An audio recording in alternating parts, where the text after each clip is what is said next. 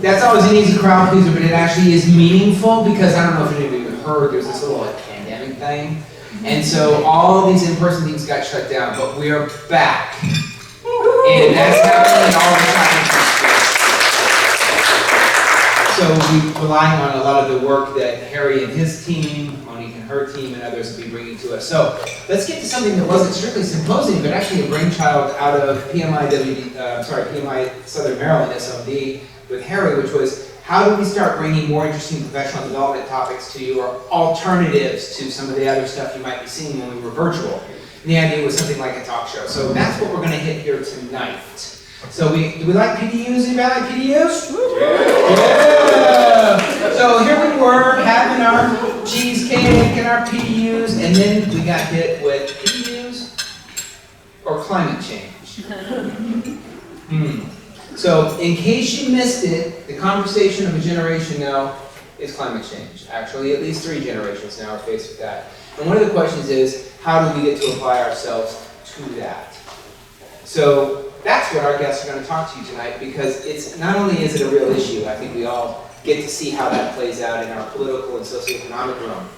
The question is how do we as, what are we? Project managers. Yeah, 3 of you are project managers. Great! So much. What are we? Project managers. Okay. It's a talk show, folks. And no, don't look under your seat. There's not a free whatever. But yeah, seriously, here's the thing. When we were talking about this as a topic, one of the interesting things that came out to us was, guess what? You all know all about it and have a responsibility to it, because it was in your code of ethics that you had to sign before you could sit for the test. So those of you that are part of Project Management Institute, you have said this matters to you in some context. And the context was that we, as project managers, take action, and make decisions that are in the best interest of society, public safety, and the environment. You don't get to have this job if you are outside of those bounds. That's the ethical commitment. And so now let's find out how we can do parts of that. So with that, we are lucky, because guess what? It happens at multiple levels. And we're very lucky tonight to have Southern Maryland's own native-born daughter, as it were, and from the chapter of Southern Maryland. Well, she's not a chapter member yet. Work on that. I have for you tonight Serena Akard. So please, Serena, come on.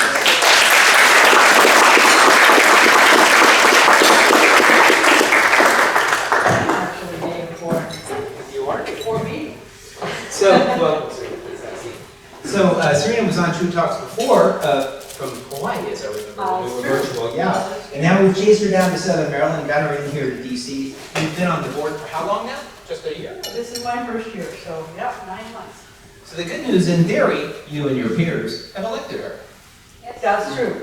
We are members just like you, we are volunteers just like you, we are elected by you, and we're here to serve you. So there's 12 of us, and I just happen to live in this region, so. Well, we've got Anita Bourne here, and she's come back to share with us tonight. So there's actually a specific reason for this. We're talking climate change mitigation, project management, intersection, and thereabove. Yeah? Yes. So one of the questions is how do we get plugged in? So what? We're private citizens, white-collar workers, knowledge workers. How is it that we get to be connected? And from a PMI perspective, what is it that we want to hear what's going on? What's the vision? PMI have, and what is the nature of that vision? Sure. I would say, if ever there's a place where the saying, think globally but act locally applies, it's in this area. And so I'm here to talk, because we'll start the conversation at the global level from a PMI perspective.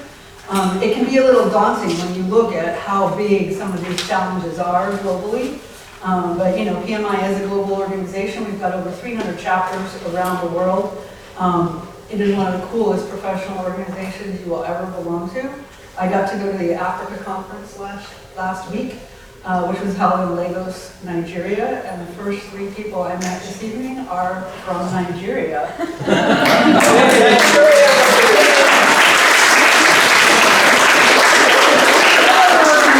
That happened.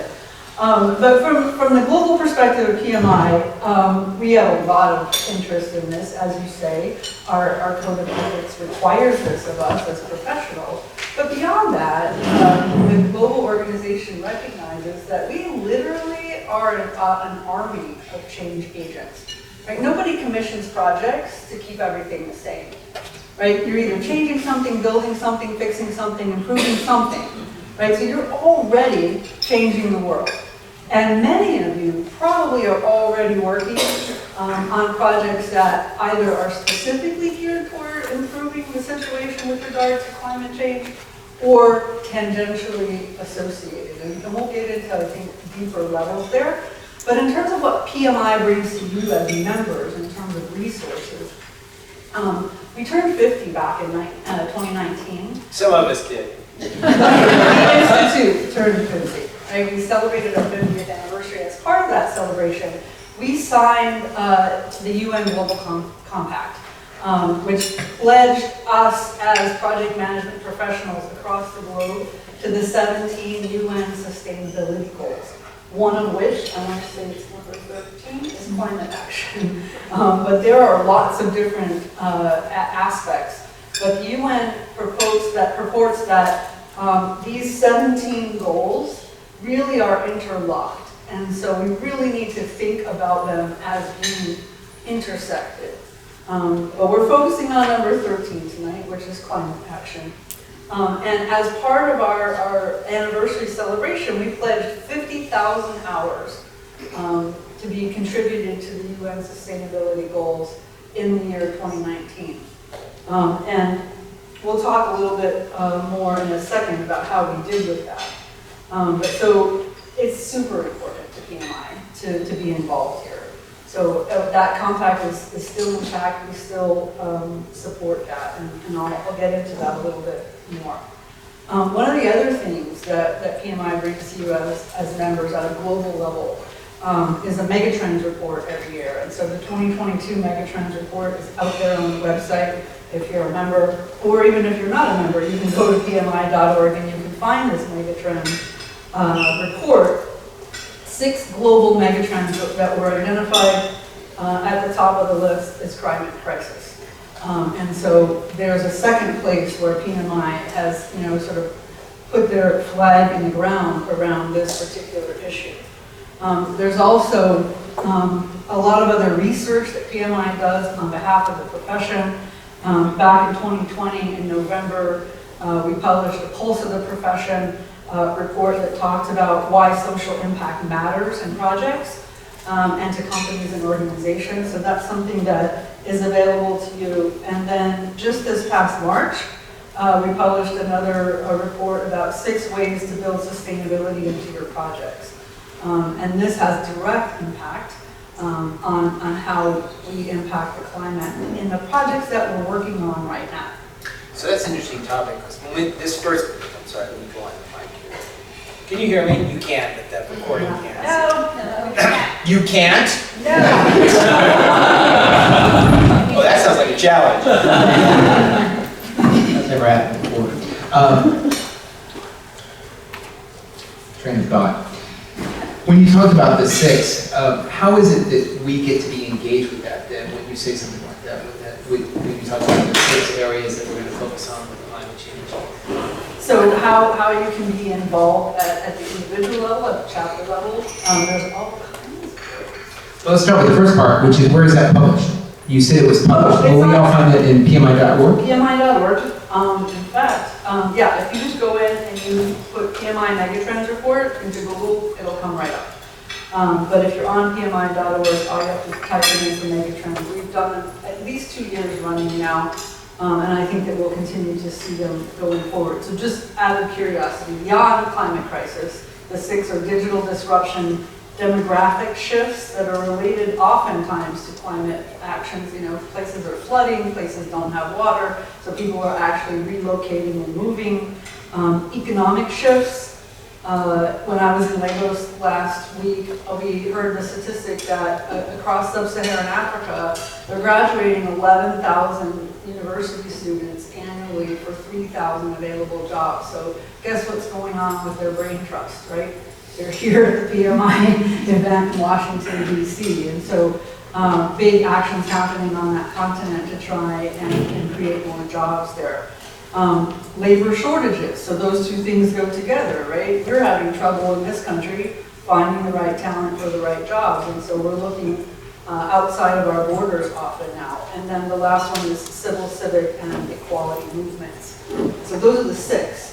How we get involved is a really cool program that started a couple of years back called PMI Hours for Impact, and it's directly related to the Global Compact that we signed with the United Nations, promising a goal of continuous 200,000 hours of impact donated to these causes by 2030. By PMI chapter By member, or PMI members. By PMI members and affiliated individuals. So I'm super proud to tell you that in 2019 we pledged 50,000 hours and we had 151,874 hours. This is not a surprise to me as a project manager. You put a challenge in front of us, we're going to knock it out of the park. So we upped it this year to 125,000 hours. On our way to 200,000 hours annually by 2030. I have no doubt that we've already probably surpassed 125. I don't have the number because they won't release it till the end of the year, but Can you name the program again? sure, it's called PMI Hours for Impact. Again, you can go to PMI.org and Google, put that in the search. There's a pledge form. There's some samples of what different chapters and members. You can be an individual pledger. You can pledge with a chapter.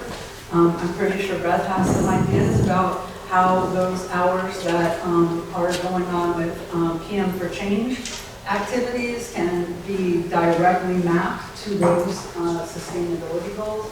And so we're going to talk a little bit more at the individual level later. But PM hours for impact. Have any of you heard of that? Now you know. Well, So Why this I'm is, here. no, this is important. Well, she's here because it's a two-way street, isn't it? Yeah, so we've got like 50, 60, 70 members here that would like to hear more about that, and I think that's important for us to hear about. So it's exciting. I was unaware as well, and it's really cool that that's set up there. So we can go to the website, we can pull it off from there as a member. You can go to the website, there's lots of great detail, there's some great examples of things that are going on around the world, both individuals. I was sitting at a table with Amy and she was talking about her nonprofit work. I suspect that can directly be mapped to sustainability goal number, quality education number 4, right? So you're already doing this work. You're already making these contributions. What we would like to see at PMI is you visit this site and tell us about it, right? Tell us the hours that you're putting in nonprofit work, both through your chapters, maybe through other organizations, because you want people to recognize the power of the army of change makers that we have in this organization globally. let me ask you, what's most exciting for you about this? You've been on the board for about a year. You got exposed to some of this. Just you personally, as you've gotten to travel, to see, to meet members. What's flipped the switch for you on this? What's interesting about this? About climate change or about Our being on ability, board? Or? no. Our ability to be aligned as PMs to the climate Gotcha. initiatives and issues confront us. You know, one of the things that prompted me to run was because I think that we've only begun to scratch the surface of the power of all of you in this room and every room that I get to go to. I was blown away in Africa by the chapter volunteers and members there. I've gotten to travel all over the world as part of this job. And it's the same. You could land in Medellin, Colombia, in Lagos, Nigeria. You go to a PMI event and you're sitting amongst family, right? You start having a conversation about what you're working on at work, and oh my God, it's the exact same thing that they're working on at work. Same problems, same challenges, same issues. And so, you know, it's partially I got involved to give back, but partially I got involved because I feel like if we can't change the world, I don't know who can, right? And we're already doing it. That's the point. And we talked about this when we were prepping, right? It's not like you have to go get a new degree in green project management. You can do that if you want to, but you don't have to. You're already doing this stuff. Well, let's talk about green project management. What's going on there? Because I've got this note that says GPM, GPM. green project management. Has anybody heard of green project management? No. All right, so yes, I'm bringing the information tonight. So They'll one, be looking for communications officers soon. one of the other things that happened during the time of the anniversary celebration was PMI shifted its perspective just a tiny bit. And they realized, as part of this global compact issue, the sustainability goal number 17 is partnership against the goals. Right? So these goals are huge, these challenges are ginormous, and no single institution or individual is going to be able to solve them alone. And so PMI started the Coalition of Partners. And we started looking around the globe at people who were doing things like us, other project management organizations and tangential organizations that we can partner with. We shifted the Project Management Educational Foundation to be focused on youth enabling organizations because we realize that youth is the future of the planet and we want them to have project management skills as life skills. Whether or not they decide to join our profession, they're going to be called upon to change things in their communities, and so we want them to be empowered. But one of the partners that we just signed an agreement with in February is an organization called Green Project Management. And we decided, you know, as PMI, we don't need to reinvent every wheel, right? We can find some wheels out there and just attach them to our vehicle. And that is definitely the case with Green Project Management. Really all about driving sustainable practices into the project management profession. And so this might be getting a little bit further down, you know, the act locally part, but they have certifications, they have assessments that you can do in your organizations, they have all kinds of things at the individual level that if you want to add credentials, if you want to add knowledge, skills, they have standards. There are things that you can do as you're practicing the projects that you're already assigned to make them greener. So we'll talk about that a little bit more as we get ready to make a little shift here, but that was important to me because when I had seen that, I thought it was green projects. Being a project manager on solar panel manufacturing or analytics, but this is a little different. This is the application of being a better project manager with an eye to that requirement for climate or rather environmental protection and taking actions and making good decisions around that. And so I think that's one of the things we come out is being a better PM at what we're PMing. Right, yeah. Right. So you know, if you're working in the built environment, for example, you know, how tight are your estimates? Right? How much waste are you putting into the landfill as a result of the building that you're building? How much is left over? What are you doing with that? If you're demoing out something, where's that stuff going? Is it going into the landfill or are you donating it? You know, these are all things that you can build into the project that you're on right now. And, you know, making sure that your footprint in the environment is as minimal as possible. You know, we're all seeing all of this supply chain issue hit our projects, I'm sure. You know, with driving some innovation. You know, we can't get stuff from wherever we were getting it before. We're having to come up with alternatives. And we're having to be a lot more conservative than maybe we were before COVID, right? When it was free-flowing and we could get everything we needed whenever we needed it. Now we have to be a lot more conservative. Well, you know, I think in some ways that's the planet going, okay, get serious, guys. So one of the things that I heard from this that I learned in how we were prepping for this, I genuinely learned from where I sit as a chapter leader, as a PM for way too long, and engaging with some of these kinds of topics, is that PMI has really built this as a theme for us. And there's even some tools to connect to about how we as an association are trying to add this to our focus. I don't know if it's the only focus by any means, but it's certainly a focus that we're adding some sort of power to. Because one of the things that we have heard before as project managers about change, I mean, fundamentally your job is changing something, right? You get assigned to something that ain't working and it's got to now work, or it has to be produced. And so we are change agents by the definition of our work. And I was surprised to hear this in a large part from the chapter, or from the mothership of chapters, the chapter of chapters. So it's good to hear that, and I'm looking forward to hearing more communication implication from that? And do you know anything about the plans about how we will hear more from this, from the new CEO or from any of the tools that are available? Is there any sense of anything we can be looking out for and sharing Yes. from the PMI level? Yeah, absolutely. You know you'll have a new CEO, right? Yes, did you know that? We just started on September 1st. Right. So there is a brand new hub that was just launched in June. Our friend Laura Davidson is overseeing this. And then check. It's called the ESG Resource Hub, again, at PMI.org. And it's gearing up to become the place you can go if you have questions about ESG, right? Sustainability, governance, and environment. So even if you're not working on a green project, there are 17 sustainability goals. I guarantee you, whatever you're working on probably maps to one of them. And so we're really trying to coalesce our members and our professionals around, sort of showcasing what you're already doing.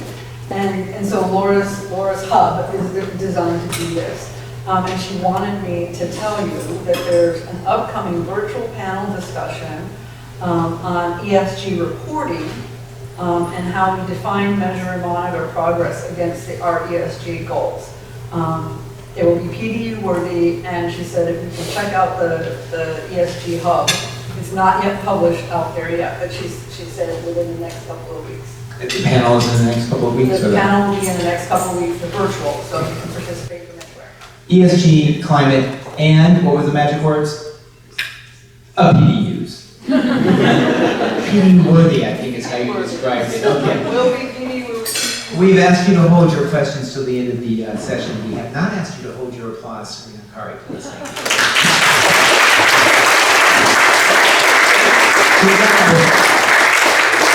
So we've heard from your mothership, we've heard from the big picture. It turns out there's a lot going on, and I was not aware, and I'm glad to know about it. It gives us a reason to be part of an association, I think. I mean, more than maintaining how we can improve our promotability and have a sense of destiny as project managers. This is part of the destiny that we can work towards. With that, let's bring it down to our area. And I want to bring forward the most super volunteer manager and volunteer ever, Harry Zolkauer, President-elect of Southern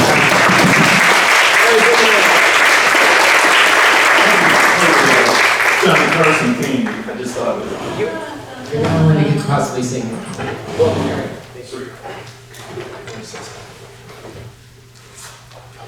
So you've heard about Harry already in the introductions. He comes with a whole bundle of background and volunteering around this. But one of the things that Harry wanted to talk about that I have found interesting is he's very active in working with all of the chapters, just like the symposium has been, and is thinking about how we take it from the PMI level to like, that's great they have policy, but we need to think action. Yes. Yeah, so what do you got? Yeah, so, can I just turn on? No, you can't. She fled. All right. Can you guys hear me all right? Yes. Okay, great. So anyway, I'm going to give Kendall some credit because he started the Fab 5. Was it several years ago? A while ago. A long time ago. Okay. Well, anyway, so the Fab 5 is the 5 chapters in this area getting together, and actually Danny's leading that, which is great. I think you and I talked about this a while back, and she actually put that into action. So every month, at the first week of every month, we get together for a little coffee chat, Saturday morning. So we were, the 5 of us, the 5 chapters, were kind of thinking, what is it that we can do together to help each other, to make a difference? And so we were kind of battling around some ideas, and so anyway, climate change was kind of bubbled up to the top. And so we've been talking about combining our forces together. And by the way, among the 5 chapters, there's about 20,000 members, so it's a big group that all of us here are part of. And so the idea was, okay, so we've got 5 chapters, we've got 20,000 members, we're in the capital of the United States, in Baltimore, we've got these big areas. So what is it that we can do collectively to make a difference? And as Serena and Kendall, Beth has said too, is that, the theme of this, or one of the themes of this symposium is empowering. And I think we are already empowered with, I'm cutting you out. We're already empowered as, right now. But what is it if we all collectively put our energies, our experience, our skills together and focus on climate action? And so we've been having these discussions among the 5 chapters, and so we've actually, through PM for Change, Project Manager for Change, identified somebody, believe it or not, from Italy, who's interested in helping us coordinate this activity. So we are looking at this year to be the year that we're planning for 2023 and take action. So the thing that we're talking about, local action, this is our moment. This is our opportunity to take some action. And there's various ways we can do that. Yeah, as we begin to think about those various ways, I do want to connect here though with PMI Global. As a chapter leader, specifically in the association chartered by the institution, how do we see that connection? Because that's part of what we as leaders and volunteers here in the room, for example, are trying to bring to those 20,000 people, of which 70 great troopers are in the room right now. So thank you for showing up. There'll be more. Let's draw this connection between what it is that PMI is directing or are inviting underneath the vision for those of us who actually manage the institution's interactions with its members. What can we see here to help poor Harry out here? He's got to convince people like me to get my chapter to do something here. Well, I think that's, the Hours for Impact is a great way to showcase chapter level activities. Right? Because otherwise you're sort of here by yourself. You know what you're doing in your region. Maybe when you go to your region meetings, you share that information with your region colleagues. But Hours for Impact not only brings it up to PMI Global, but brings it up to the United Nations level. We are reporting this back up as part of this global compact that we joined. And so I just think it's so exciting for me because we've had volunteers working for years and years and years, doing great work in the local chapters. But now we have a global platform upon which to showcase the efforts that are going on across the globe and inside of our chapters and across our members. So I think it's a great way. Yeah, and I think having, having the PMI, just having that identity and, people, a lot of people know about PMI and the development of your, the relationships and partnerships, I think is going to be tremendous help on the local level. It opens 2 questions for me. How do we, not the mechanism, but what defines an hour of impact? Is that us deciding that we're going to quit our current jobs and work on solar panels? Or is that us doing the supply chain management, better estimation? How is that incorporated or how is that perceived by PMI? I would say it's yes, yes, yes, yes, and yes. If you can tie it to one of those 17 goals, then it is an hour of it. And that's why I keep stressing this idea that you're probably already doing it. We just want you to get credit for what you're already doing. I mean, when I look at PM for Change and those efforts that started with PM Day of Service, that's it right there. Guaranteed those nonprofits that you're doing will probably map their mission to one of these 17 goals. And you've been doing that here in this region for years. Looking at it from a chapter perspective, because like Harry and I both have responsibilities in that space, as well as others in the room, how is the best way for us to corral effort towards that? How have other chapters done that from a chapter organization perspective? Is this a survey to our people? Is this a campaign? Is this a theme for us? How is that working in the chapters? I think that one of the... And Harry wants to know, I'm just asking for a friend. I know. I think one of the things I've seen other chapters do is really to dedicate one of the PDB worthy meetings to this, this topic like you have today. Uh-oh, Russell. Right, but you can go deeper. Right, you can bring, we've got a senior executive who's in charge of this at PMI. You can invite them down here to give you sort of a more in-depth view of what's going on globally.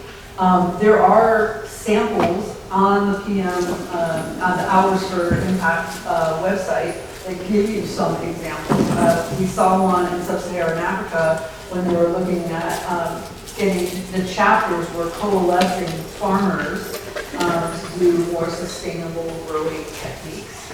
I was just listening to a podcast earlier this morning about some activities that were going on in the UK, and it was not necessarily connected to our chapters, but I texted the chapter president and said, you might want to contact these people that are already, they could probably use help. And one of the things that we're seeing pretty universally at a very high level is organizations are really struggling with taking their bright, shining ideas around the sustainability goals and turning them into reality. And hello, that's what we do for a living, right?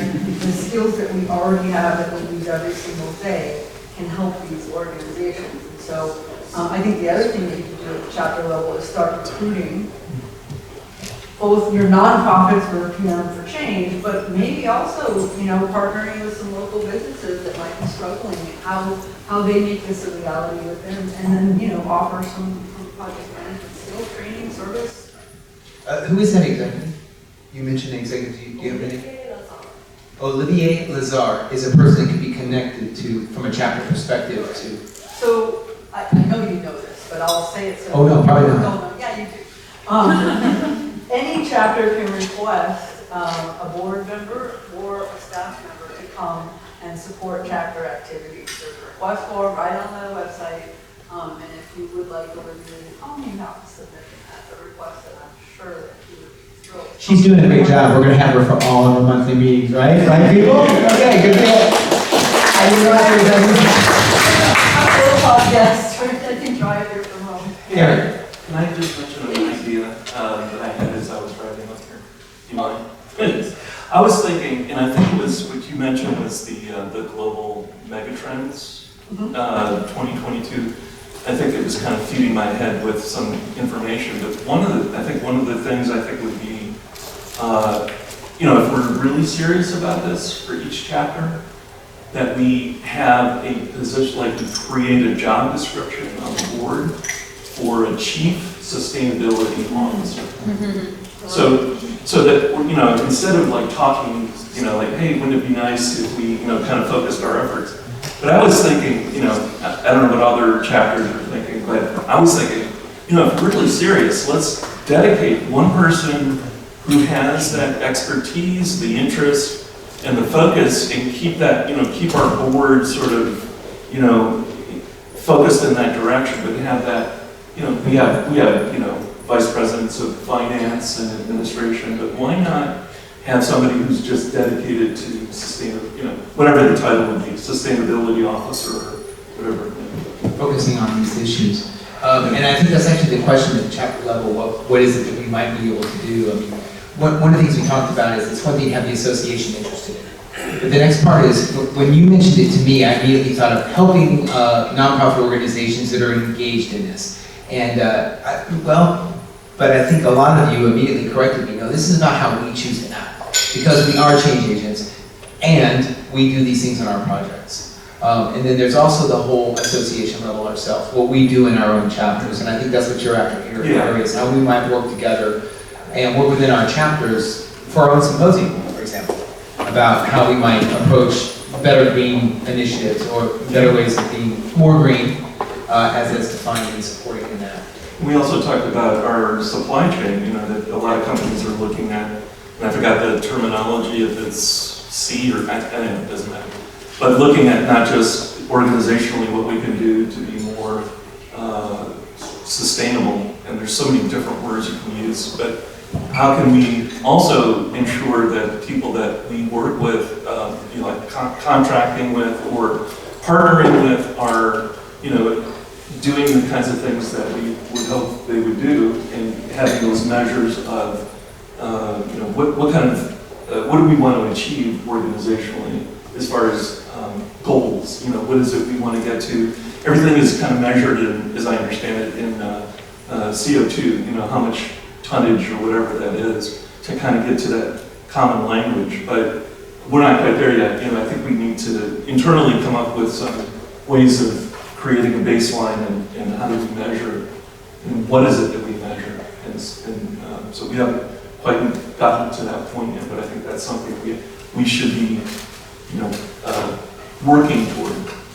I think that's a call to all of us to think about. One of those was just a new volunteer position. Thank God we have so many volunteers who are dying to find more work to do, but in the realm of helping out in this space. But there is some directionality coming from here. And frankly, I would say to you guys, as a member listening to this, and then as a chapter leader receiving it, it's maybe a chance to start thinking about the accountability of our chapters themselves. What would you like to see out of the chapters and how they can support climate change, which again is a conversation of a generation now, or more, sadly, oddly enough. And so that's where I think we're ending now. So we're looking from the PMI perspective as it comes down to our chapters, as they organize dinner meetings and the chances to be in symposium and learn and grow. But it turns out another way to look at it is through other regional efforts. And that's where I want to bring Beth May back to the dais here. Beth, again, another super volunteer. And Beth is the person who's been running, is it his 6th now of the PEMDASs? 5 or 6, I don't know. This year will be our, Come on up, Beth. I'm trying to figure out if my mic's on. Oh, good, thank you. I'm hearing you as well. I believe this year is our 8th, so this will be my 5th. So PEMDAS is PM Day of Service. Yes. And you can tell us briefly, that event means what happens? What is the deal? Yes, so there is a DC Regional Project Management Day of Service, PIMDAS, and there are PIMDAS events all over the world. We've been in, I think, 14 different cities across the world.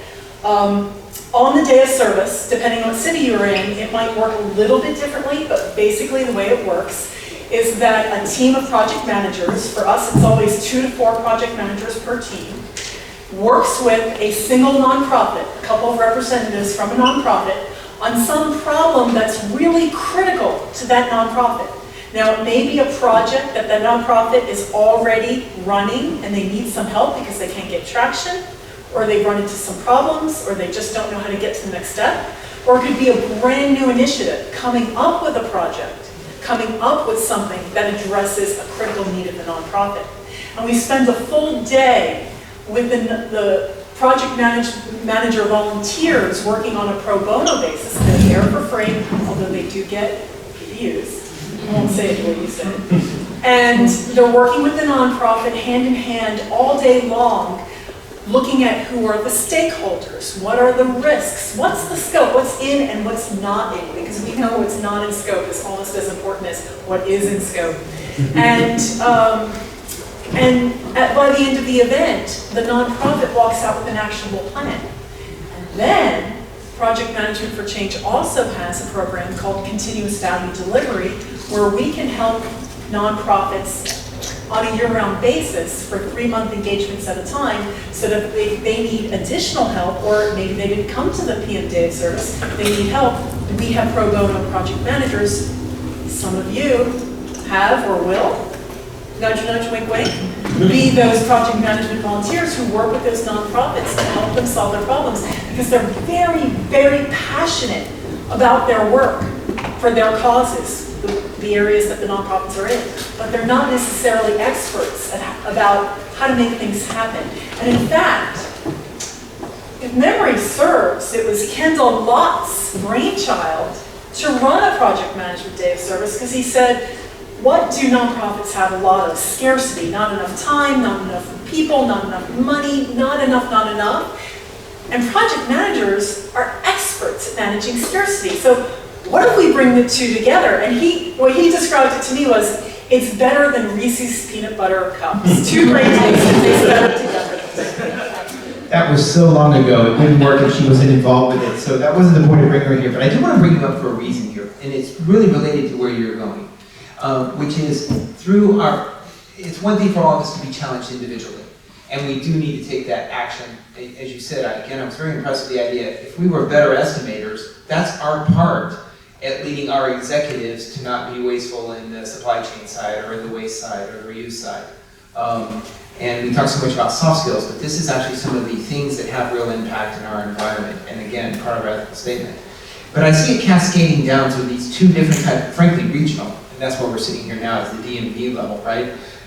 Through the association itself, when we all sign up and join as members, but also where we can contribute our time, whether those nonprofits are green or not, as it were. However, having said that, I think that's part of what I wanted to talk about now, is how we could see a vision for taking this institution of PM for Change, that is the nonprofit that houses these events, how PM for Change could start reflecting and tying to some of this PMI sustainability. Yeah. Have you had any thoughts about it? Yes. It's kind of cutting edge for us, Yes. but where are you at? It is. I'm so excited.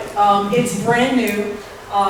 Frankly, I have been the MC for a couple of these True Talks before, so that was supposed to be my role tonight, MC, but I got so excited about what PM for Change can do on this front that Kendall said, Beth, you should be a guest.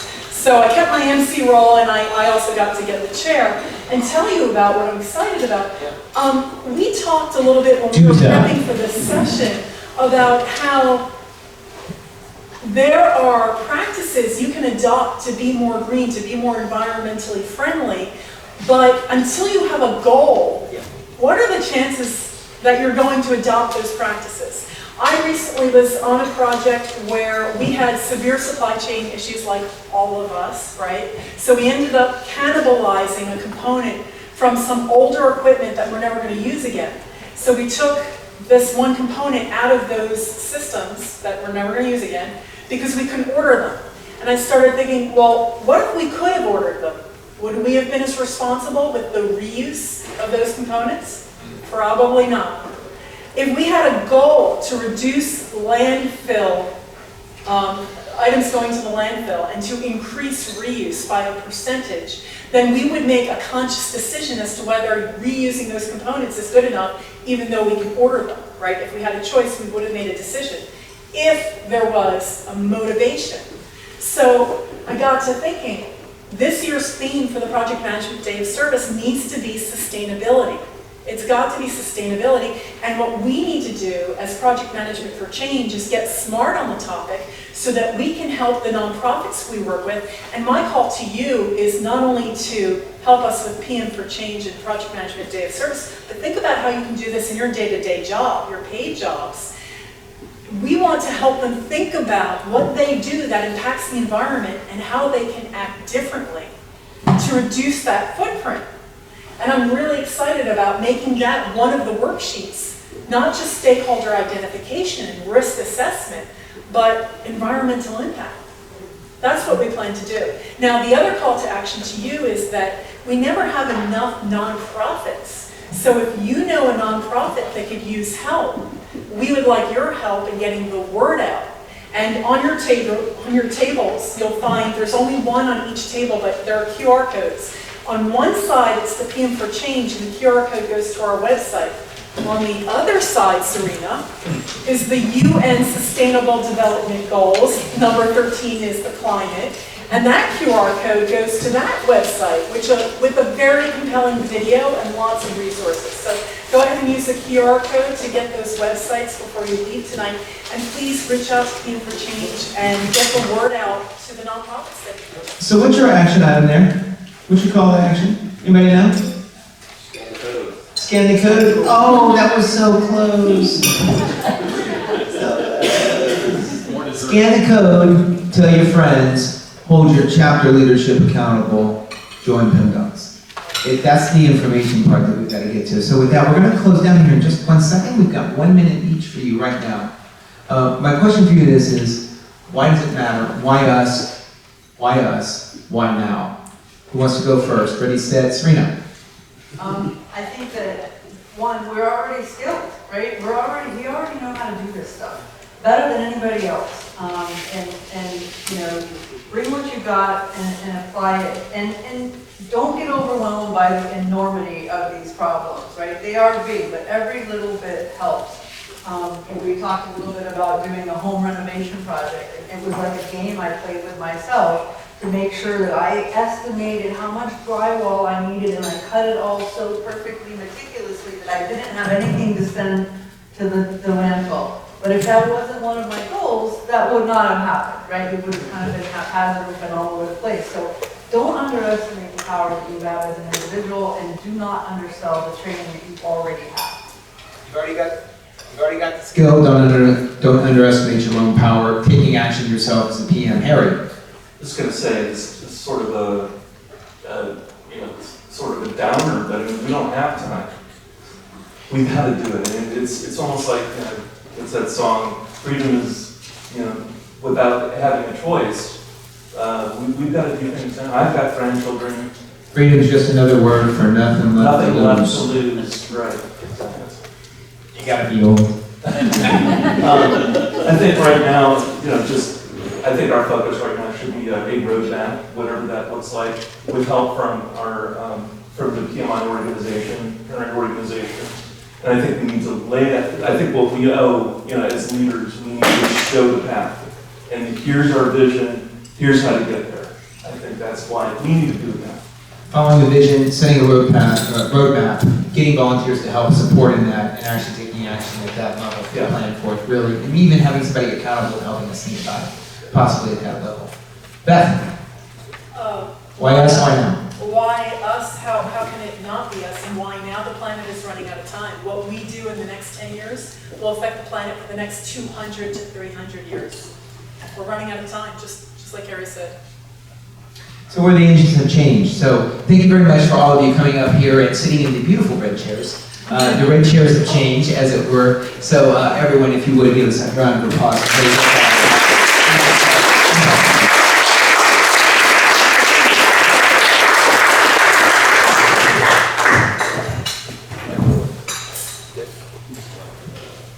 So the one thing we have to do here is get out of the room pretty quickly here, pretty soon. But I did want to take one session now that we're done with that part. This will be offered up on the YouTube channel, right? The Southern Maryland YouTube channel. You can see the other 12 or 13 different performances we've done over the last few years since the brainchild of Harry was launched. But I did want to ask, did any of you have any questions? We have a couple minutes to take a couple questions while you have some leadership here on the table, up here on the table. Anybody have any questions? Anything you want to know more about? Here, I want to give you the mic. What's the best way to get involved as a volunteer? Volunteer in what? As a chapter? In the chapter. Harry, give us a roadmap for that so that Danny can take action. Yeah, that's a great question. I think what the best way there's many ways. One is that we're in the infancy stages of what we're talking about setting up organizationally. So I think there's opportunities to be a part of being on the ground floor to help us develop that roadmap, bring other people into it that have this interest, that have this concern. And I think it's kind of a magical time right now in the sense of this is, the question Kendall asked, why now? Because this is not, we don't have a choice. We really don't. So I think as a volunteer, you can get on the ground level and help us plan and execute. So we're hoping for this year, what's left of the year, the last quarter, is to really, get that roadmap established for the 5 chapters, and then looking at 2023 and executing. So we're going to need help in both the planning and the execution. Nothing happens in the chapters without volunteers, and one of the things that we have found is we can only do the work that volunteers are motivated by. So in one part we have positions we're always trying to fill, and we just closed our election cycle at PMI-WDC, I think yesterday, thanks to the trustee. Where is she? There she is, Lisa over there, close it up for us, make sure it happens. Nothing happens without volunteers. The flip side is nothing of interest happens without volunteers. So the idea is, we don't have a position open for this yet, but if you'll go to the webpage, each of your chapters, wherever chapter you're from, and eventually there is an online system, the volunteer management system. There'll be an opportunity to apply through there. But the key is we need to hear from you that you care, such that we take our volunteer time for the many, meetings we have to try and organize things like this, that we can respond and be responsive to an active membership. Because one of the questions is why join, why be involved? And one of them is because we're agents of change. And where else are you going to bring it together besides what you're assigned to do at work? This is our chance for us to affiliate with each other and do that. Does anyone else have a question up here? We've got a board member up here. Come on, give it to her. Kendall, I want to just add in, I'll take the question, but I want to add in, it's important, because I remember when I was sitting in the audience, I had no idea that this organization was by members, for members, run by volunteers. I just didn't know. When you go to a live event at PMI, if you go to one of the global events, all those presenters are volunteers just like you, members just like you. I'm a volunteer. Volunteering in this organization makes you part of a family that is global, and it can take you places that your day job. I used to work for Amtrak. I wasn't going to get to Legos with Amtrak, right? But with PMI as a volunteer, it's an unparalleled network and it's an unparalleled experience. You'll never be sorry that you volunteered at PMI. Start at the local level. The chapters are always looking for volunteers. Like, that's our favorite question. How do I volunteer? Like, come on! Other questions? Somebody else. Yes. Yeah, let me get you on the mic, just in case we're recording still. Can you hear it? I think we I are. talk pretty loud. That's what I thought. So, question for the PMI board member. Why did PMI change our PDU triangle? Climate change.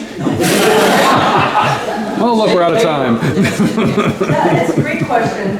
We expanded on the talent triangle based on what we hear from employers, right? We do a lot of research.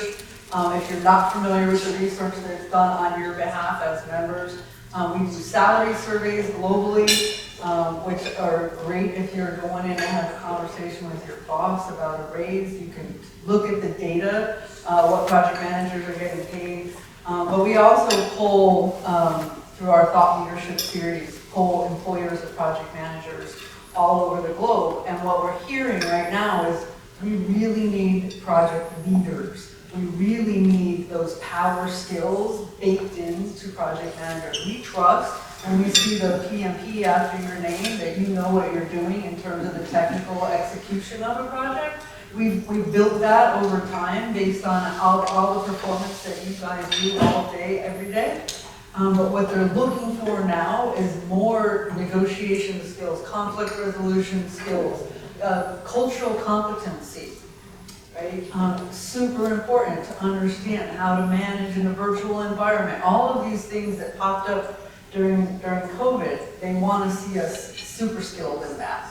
That's why we would always change CCR requirements, is just to make you more valuable in the market. So as a chapter leader and a PMI member, I'm like, yay! As the owner of a company negotiating with employees, I'm like, yay! Which is a hint that it's probably a good idea. One last question. Yeah, right here. Good evening. Thank you so much for the wonderful moderation and everything. I just wanted to know, as a graduate student, I wanted to know why, how the PMI can include sustainability and climate change as part of the body of knowledge, such that beyond just taking it at forums like this, so for it to be part and parcel of the curriculum, kind of, such that for you to say you've studied project management full-time or part-time as a field or as a course, then you must have had content about the environment, because like you said, it matters. When does it matter? It matters now, here and now, and it's urgent. Thank you. I love the question. I'm going to ask one question back, which I know is bad form, but does anybody know how the PMBOK gets published? Who comes up with that information? Contributors, right? Like members. Volunteers! Right? That is 100% member-driven content, right? So my invitation to you would be the next time the VRMS, which is the Volunteer Resource Management System, has a call for PMBOK contributors, I'd love to see you volunteer. So your point point is well taken, it absolutely needs to be in there. I think that's why you're seeing the ESG hub being stood up and some of the other activities that PMI is trying to really build this into our DNA as project management. And that hub is, you said Laura Davidson, she's the Yes. president of the Atlanta chapter, and A long time. has done a lot of, done a lot of work in that space. I got to volunteer on the first program management guide, and it never has to be packed since, but at any rate, it's been free since then. But at any rate, it is a great way to volunteer when they have that call for contributors, and you can contribute without having to be part of the actual team. They select lots and lots of people to send in questions and thoughts and It's not out of challenges. bounds to be a chapter volunteer and also contribute to publications. You can be a content writer for exam questions. There's hundreds and hundreds of people globally that work on exam question development every year. So you can do that and still volunteer at the chapter.